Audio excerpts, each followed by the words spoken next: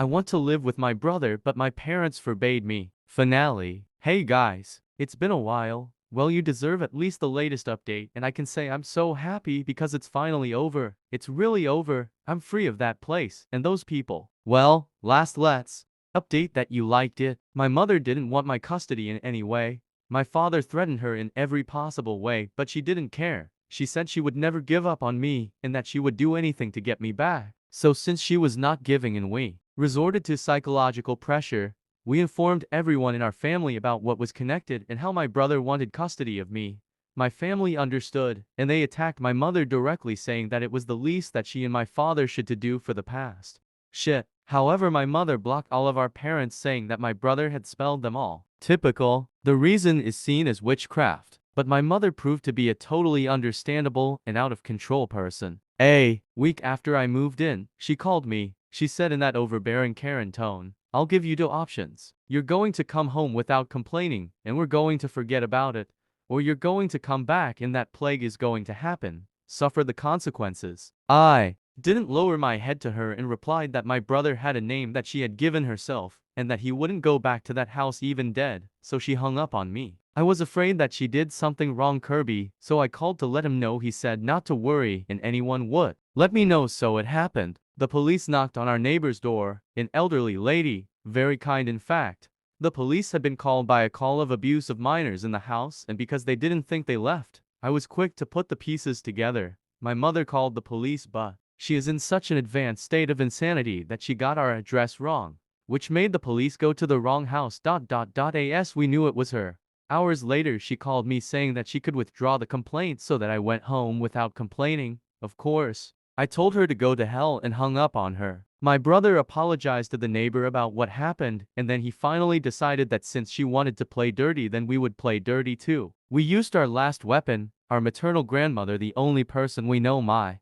mother hates more than my brother. It was difficult to find her contact, because unfortunately our grandmother simply hates me and my sister for the simple fact that we are our father's children. Yes, she is the typical grandmother who has her favorite grandson, which in our case is Kirby, which gave us an absurd advantage.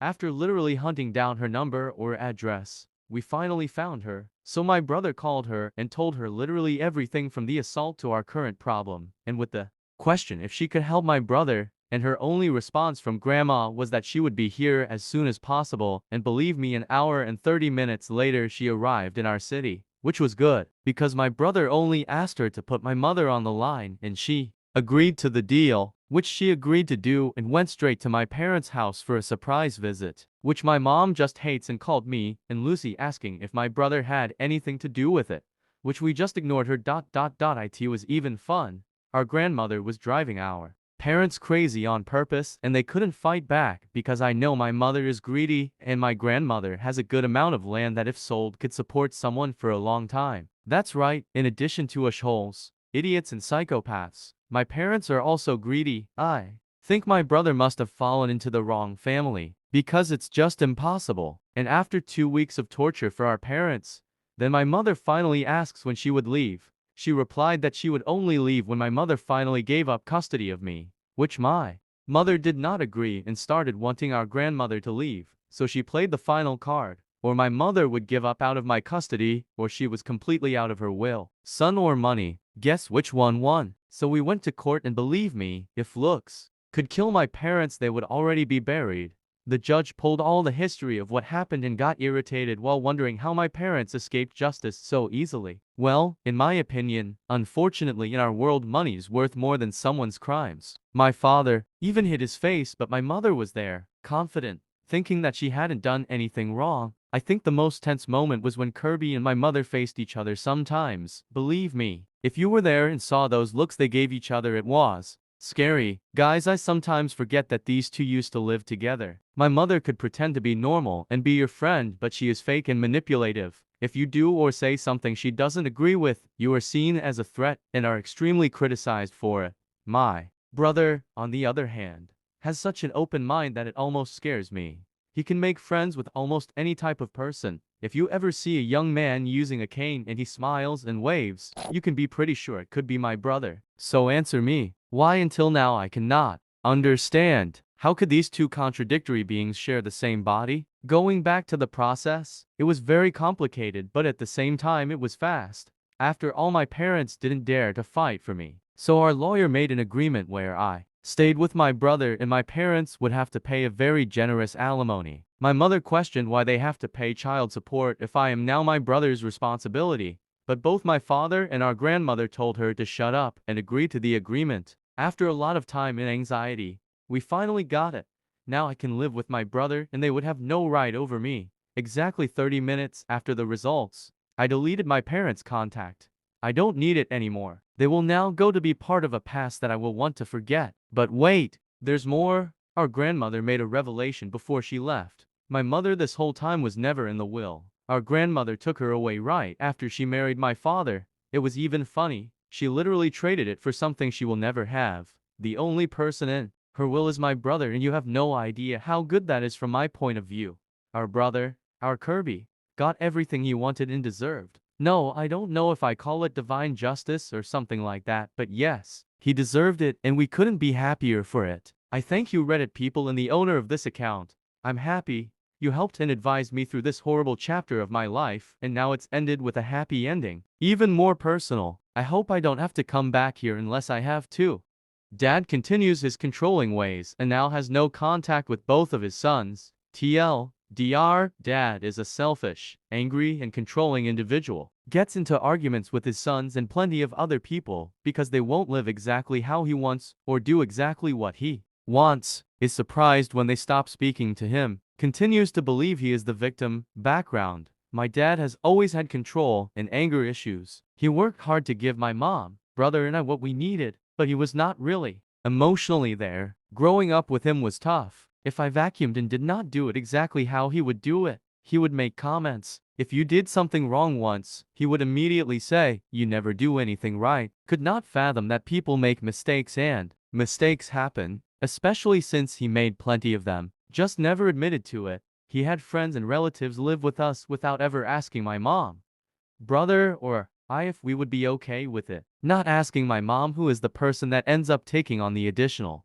work, was the most annoying thing for me. We lived in a 2-bedroom apartment. I was okay sharing a room with my brother. Not quite okay sharing it with an uncle for years, another relative, and once even some random guy who was a friend of a friend. He sacrificed the comfort of me, my mom, and my brother to make himself look good by offering space to these people for long periods of time. Think years, not days. Plenty more examples of his selfish and controlling behavior. Not to mention him having a short fuse. Despite all this, he did work hard, had his moments, and I will always appreciate the things he did do. We had everything we needed. First son goes and see. A couple of summers ago, my dad and I got into an argument. Argument was over me and my wife's dog. My dad is a very religious Muslim and has gotten more religious as he ages. For example, he took down all of the pictures they had of people, as you are not supposed to have that in Islam. He still listens to music, though, so I don't want to get started on the hypocrisy displayed on a regular basis by him in the Muslim community I grew up in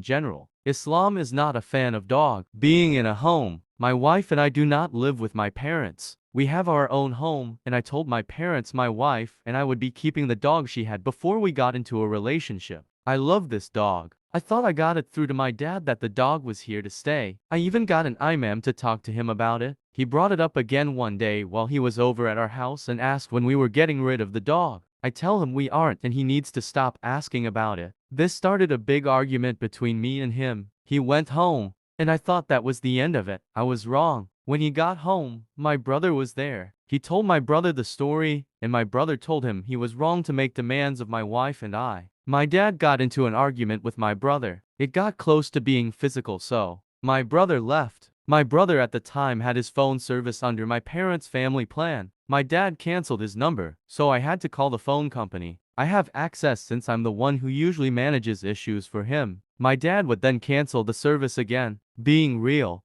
petty, I eventually just added my brother to my phone plan. After this incident, my brother went no contact with both of our parents. This was the last straw for him. He went no contact with our mom because she is an enabler. That requires a different post. To this day, my dad still does not understand why my brother is no longer in contact with him. I understood my brother's decision and have not tried to change his mind. I stayed in contact with my dad, but low contact. Second son goes NC, now to a couple of weeks ago. My dad and I once again got into an argument. My wife and I have a newborn. I was so excited for my parents to have their first grandchild. As much of an ass my dad is and has been, I've seen how well he interacts with my little cousins, and I incorrectly thought being a grandparent may mellow him down. I figured there would be some disagreements, as a lot of grandparents think since they raise kids, they know exactly what to do, even if they raised those kids 25 plus years ago. Unfortunately, his controlling ways and anger issues reared their ugly head in a bad way. We were over at my parents' so they could see my newborn son, and because two of my cousins were visiting to see my newborn son as well, things went fine until my wife and I were getting ready to leave. My son was being a bit fussy as we were putting him into the car seat. That happens. Babies get fussy and cry a bit. Once we get the car seat in the car and get going, he normally calms down. If he didn't, we would just give him a bottle as he was probably hungry. We had already changed and burped him at this point. My dad starts saying we should give him gripe water. I tell my dad that the baby is fine, just being a bit fussy. My dad insists again, so I tell him I'm not giving him gripe water. We asked our pediatrician about it, and our pediatrician said to hold off on gripe water since our baby was still pretty small. Our son was born almost 3 weeks early and is very small, so we are being cautious. We also don't want to give him anything besides breast milk and formula if it's not really necessary, which it was not in this case. This sets my dad off. He goes off about what the fuck do doctors know. He raised 2 kids. He gave my brother gripe water when he was 2 days old. That is obviously bullshit because he didn't even know about gripe water until he visited one of his friends and they told him about it. Not only that, but my brother was born late and at a normal weight. His situation is not the same as my son's. My dad then does his usual thing of taking one issue, escalating it and going off about everything. He goes on to say don't come around anymore even with the baby. Calls me a kafir, my wife a kafir and my son a kafir. This is an Islamic insult. My mom is trying to calm him down because he is yelling all of these things to feet next to me in the car seat my son is in. My teenage cousins are also hearing all this at this point. My wife has taken our son out of the apartment and into the hall. I am trying to leave as well, but my dad continues to yell. He has now moved on to how we have not given him a cent.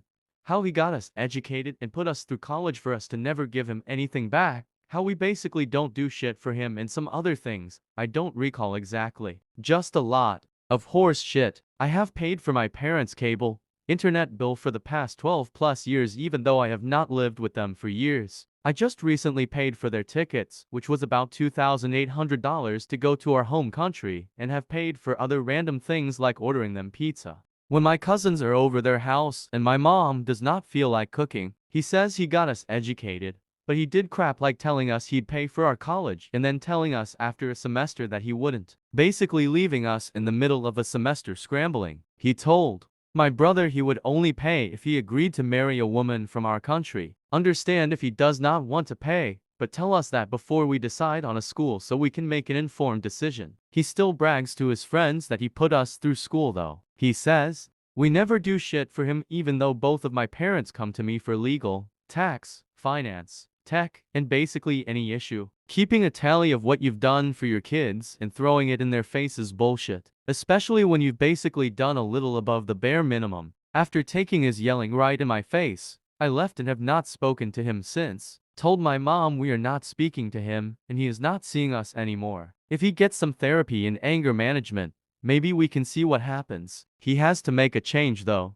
Of course, the last time I spoke to my mom, she told me he'd been crying. As usual, he is the victim. Here's to hoping I don't continue this cycle.